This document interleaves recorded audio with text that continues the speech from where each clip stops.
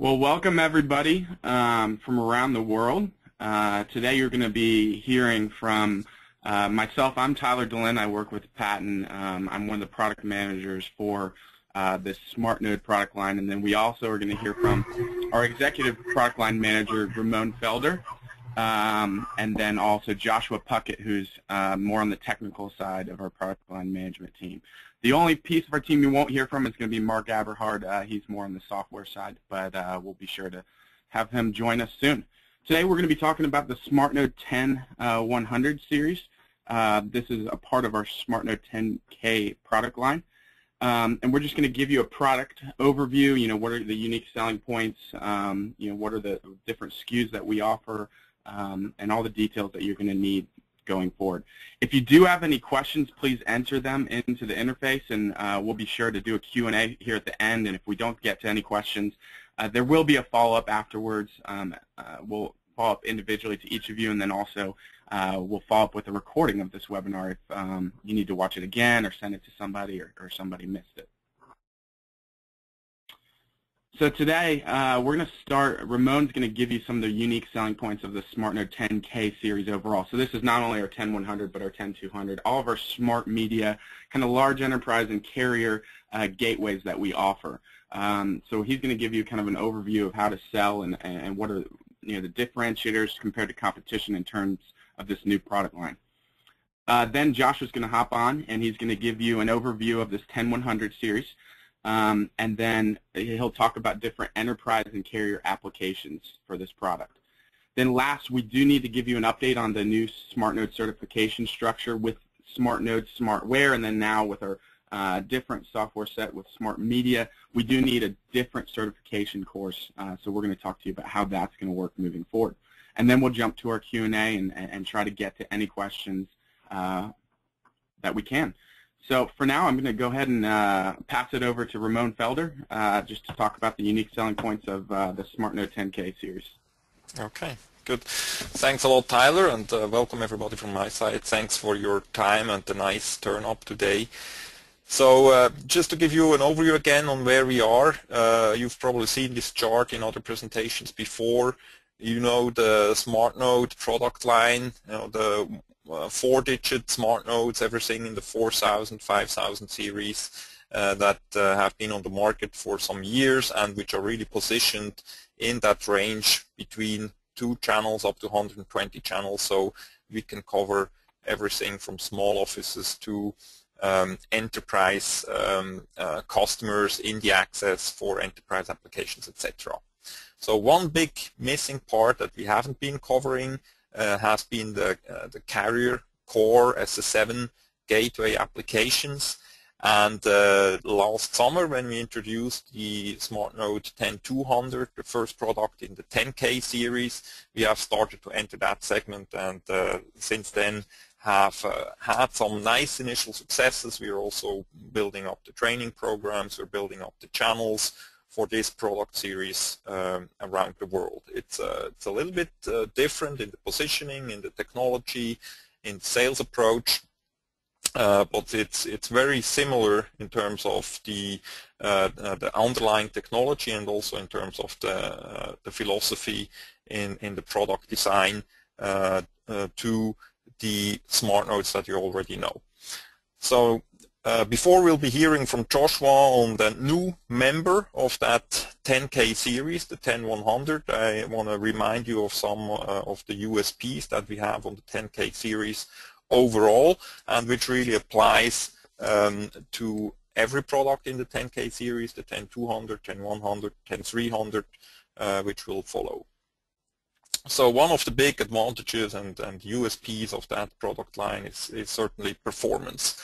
In the carrier space, in the high-density space, you need to have a lot of performance in terms of call completion, call attempts, and there we are really up there and compete with anybody on the market. You can see some key numbers there. High availability is also a key issue, so you need 5 nines reliability, and one of the USPs that we have in the 10K product line is that we have one-to-one redundancy really on all models. So you can start from a 4 E1 T1 gateway and have that with 1+1 redundancy all the way up to the highest densities that we offer. Scalability. Up to now we have been limited at the upper end of our portfolio had been at 4 E1s, 120 channels. The 10200 started at 16. Now with the 10100, as you will see, we can, without any gap, cover everything from 4 T1s, E1s, up to a full STM1 with 2,000 channels in a single product. All of them in the same product line with the same configuration, and a lot of the features are also software upgradable. So you can enable both TDM interfaces, you can enable SS7 links, you can enable VoIP channels through software licenses. Then of course, price performance ratio is an important point on the buying decision, but also on the operation. And one point where we see us compete very well is on the total cost of ownership, which also includes the operations costs. You have a very low energy consumption, and as you know, in a data center, energy really costs you on two sides. It costs you to provide the energy, including USP, UPS power supplies, etc., but it also costs you to evacuate the heat that you have in the data center. So the more energy you consume, the higher the costs you have there. And the low power consumption, together with the reliability, the flexibility of the software, really provides you a low total cost of ownership. Signaling flexibility, we have fully integrated SS7 stack, plus a wide range of other signaling protocols on the TDM side. So you can really build an SS7 TDM IP hub with a single box, and you don't need to have signaling gateways, media gateways, and a combination of equipment to install, maintain, and configure. So that also helps, of course, with the total cost of ownership. And then last but not least, as we have it already on the 1K series with SmartWare, where you have the same features, configuration across the whole product line, it is the same on the 10K series. The software is different, we call it Smart Media, but it is the same for the entire product line. So once you've learned how to configure it, you can handle the whole product line, as mentioned, from the 4 T1s, E1s up to STM1. So with that said, I will hand it over to Josh to give you a more detailed introduction of the new member of that family. Hey guys, welcome, and thank you for spending the time to come and listen to us today. As mentioned before, my name is Joshua Puckett, and I'm one of our technical product managers here at Patent Electronics. So one thing I'm going to do is another quick review about features specific to the Smart Media operating system. This is going to apply to both the 10200 that you already know that starts at 16 E1s, and now the 10100 that's going to start at 4 E1s. So from our voice over IP support, we have quite a myriad of different codecs available. This is expansive even beyond our small to medium business SmartNodes that you guys know, the 4000 and the 5000 series. We have all codecs that we encompass there, plus added few, including AMR wideband, GSM. Also keep in mind we now have SS7 signaling, which is something our small medium business SmartNodes don't have. This is a product that's designed all around being a pure media gateway. Our lower end SmartNodes, you guys know, have a wonderful IP routing core that can do excellent QoS. That's not the mission of this. It's not the mission of Smart Media. This is a one box for all of your voice over IP media gateway needs. So we have that complete SS7 stack. We have all the telephonic features that you need. We've got those ISDN signaling Whether you're in Europe or whether you're in the U.S. or pretty much anywhere else in the world, we do support J1 here as well. We are supporting McGecko now with this newer software, so H248 is supported. Also, you can do complete local control, whether you're using SS7 or any other protocol. This is commercial quality gear, so this is built to NEB standards, not certified, but built to NEB standards, and we are thinking here of that 5 nines reliability. So you're looking at 1+1 and N+1 options are all available. We have STM1 and DS3 options, as you know, inside of our 10200, but inside of our 10100, what we have is we have a 4E1 and we have an 8E1. The 10100 also sits in a 1U form factor. It has redundant power supplies or single power supply if needed, and once again, it has those dual voice over IP ports. The mentality behind this is you can create this product so that there's no single point of failure, and then you can even double that by doing a complete 1+1 solution. So that if any part of one of your equipment does fail, it immediately switches over with less than a second switch time. As I mentioned before, we have that complete S-7 stack. We are a one-box solution when it comes to SS7 termination and signaling. We can be your signaling endpoint. We don't need another box to handle the higher levels of that communication.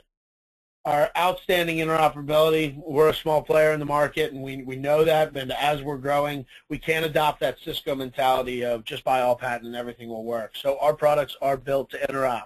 Doesn't matter what you're using or what vendor you're using, our products are going to work.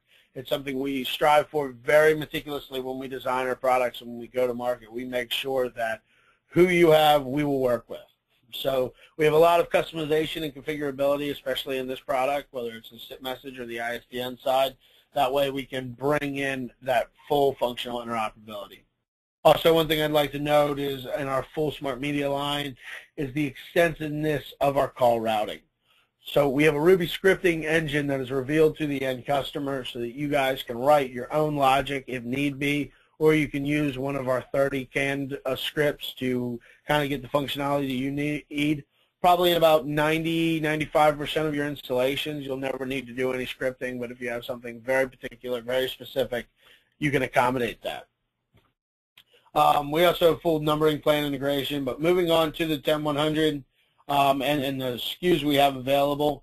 There are 3 SKUs for this, one being the 4 telephony port, one being the 8 telephony port, and then one being hardware ready to go up to 8.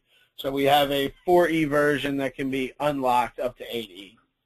Also, there are some differentiations in SKUs because this could come with dual power supplies or with single, depending on the needs of your environment. So this is a VoIP gateway. This supports transcoding. This can go TDM to TDM. It can go SIP to SIP, or of course it can go TDM to SIP.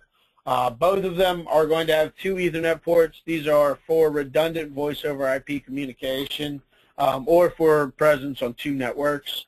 And then it's also going to have a dedicated port for that management so that when you need to log on, you need to configure your box. The thinking behind this is you can have your voice over IP ports online, open to the public, and you can keep your management port completely isolated on that network. What that's going to do is it's going to provide you additional safety because when you're in this kind of environment, when you're dealing with this many calls, when you start to look at that smart media line, a compromise can cost you thousands or tens of thousands of dollars. So we've integrated this management port so that you can protect it better, you can keep that safe, and you can really design your network around your safety. So looking at the use cases, this is going to be exactly the same as the 10200 that some of you are used to. This is a media gateway, nothing more. It's not a router like some of our other products that you guys know. It is just a gateway. We're thinking dedicated, high performance. So if you're asking yourself, when does the 10100, which sits at 4E1 fit, and when does the 4990, which also sits at 4E1 fit, you need to look at what kind of performance do you need. If you're in that small, medium business, you know, you're going to be doing 5 to 10 calls per second or less. If you're going to be looking at, you need that QoS, you need that routing, or you want that WAN port, maybe our SFP or fiber modules that just came out, then you're going to be looking at the 4990. If you need something that's going to go hard, go nonstop, if you need something that can handle about 100 calls per second, then you're looking at this because this is commercial grade equipment. If you need something that's going to be in a telco, you need that NEBS infrastructure around it. If you need that redundant power supply, if you need that full 1+1 5 nines reliability, then you're looking at that 10100, even in that 4-port range. So we've got here probably our most common is the one below, where you have different carriers that you're integrating to your SIP network. So we're thinking larger scale here. You have an SS7 link coming out, something that's not going to be very, very common to a 4E1 enterprise. So a small, medium business that needs 1 to 4 E1s, it's not very common that they're going to need SS7. So once again, that's when you take that analytical choice of, do I need that 4990 or do I want this 10100? 10100 has that full SS7 stack. So when you need that interop with that carrier, you need to get those SS7 lines, talk to your STPs, you have that ability on the 10100. Right here in the first one, you see that it's broken off. You go to different carriers on the SIP side. That's one thing to keep in mind, that just because there's only 2 voice over IP ports doesn't mean we're limited to only 2 SIP endpoints. IP routing is a wonderful thing, so you can exist on 2 networks and you can hit an infinite amount of SIP endpoints. So you can set that up with more than 1 trunks. There's no inbound registration on the 10100, another differentiation from our smaller lines, because the idea here is at this level you're generally going to be using IP authentication. So keep that in mind. That's the way the trunks are going to be set up. And our use case, once again, is going to be very similar to what you're used to with the 10200. I'm either going to that legacy PBX to break out to SIP carriers, or I am the SIP carrier, I want to provide the trunks, and I'm communicating on the back end of my carrier with that SS7 communication. Here we have very similar things, just in a very similar use case in a couple different drawings. So we have that IP cloud where you're going SIP to another soft switch, which could be a class 4 or class 5 switch, or you could even be talking to that class 4 or 5 switch on TDM. So perhaps you have a PGW that you need to interop with. The PGW can even act as a MAGECO controller for the 10100 or the 10200, something to keep in mind, so that we really can begin, if you're trying to transition your network from a TDM only to an IP only, or yes, if you're in the transition to that IP only, this really is a box to bring in because of our interop on both sides. So it can get you that threshold. It can buy you that extra time with your legacy equipment. It can extend the life of that equipment that's so expensive that you've already invested so much money in. So that's one thing to keep in mind. Our boxes, of course, can trunk to one another. I mentioned before they have IP transcoding. So here I have a SIP trunk going out to my IPPBX or a call center, and then I also have my SIP running to another soft switch and another carrier. So the PSTN, keep in mind, isn't just SS7. That could be ISDN, it could be DMS 100, it could be NI2. Whether you're from the US or whether you're from Europe, it doesn't matter. We have that full list of functionality which can be found on our web, all the signaling protocols we support. But this is the use case. Very similar to that 10200. When you need that reliability, when you need that full SS7 stack, when you need those 5 nines, that's when you need to start thinking SmartNode 10,000.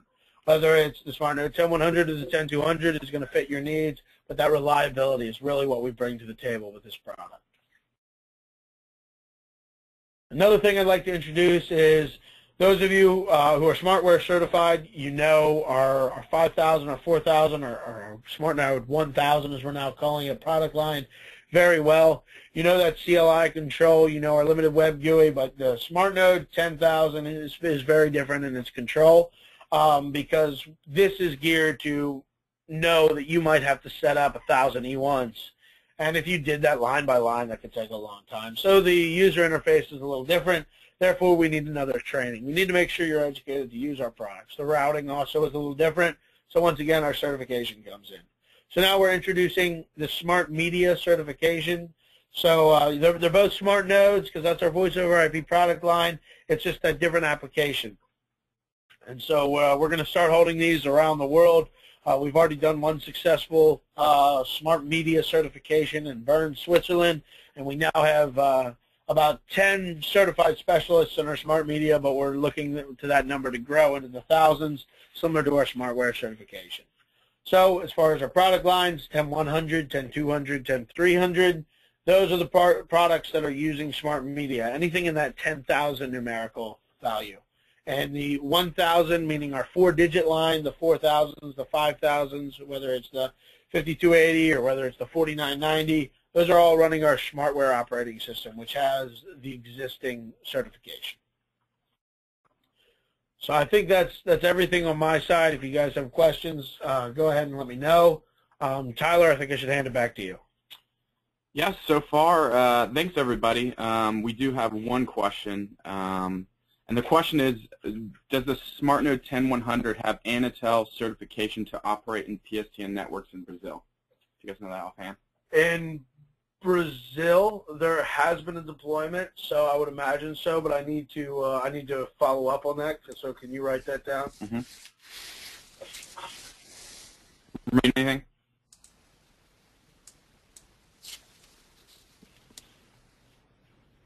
I guess we'll have to follow up with that. So Anatel certification for Brazilian operation.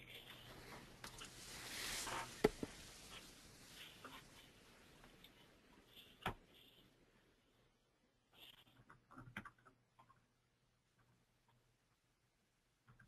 do you differentiate with other gateways?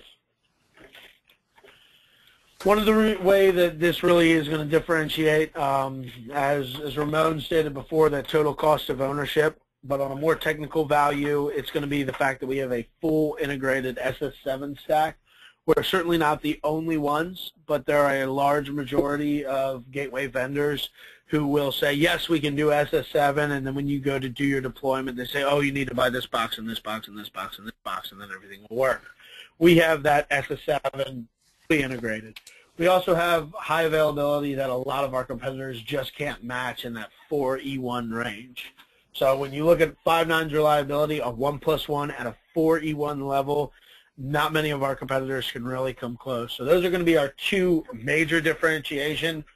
There's going to be minor trades here and there, as there is with any technological product, but those two things are something that really sets us apart. And now with our scalability, you can deal with patent down to one analog port with our MATA all the way up to 1,024 E1s with our 10300. So another differentiation. And of course, I'd be remiss if I didn't mention our world-class free technical support. Absolutely. All right, looks like that's all the questions we have for today. You can always get in contact with us with any questions that you have, whether it's through my email or you can just contact our support. We will be following up in the next couple weeks with this recording as well as our next monthly webinar. It'll probably be again on this 10K series as there's just a lot new with this and a lot to learn for all of us here. So thanks again for joining us today. We hope you have a great week and we will talk to you soon.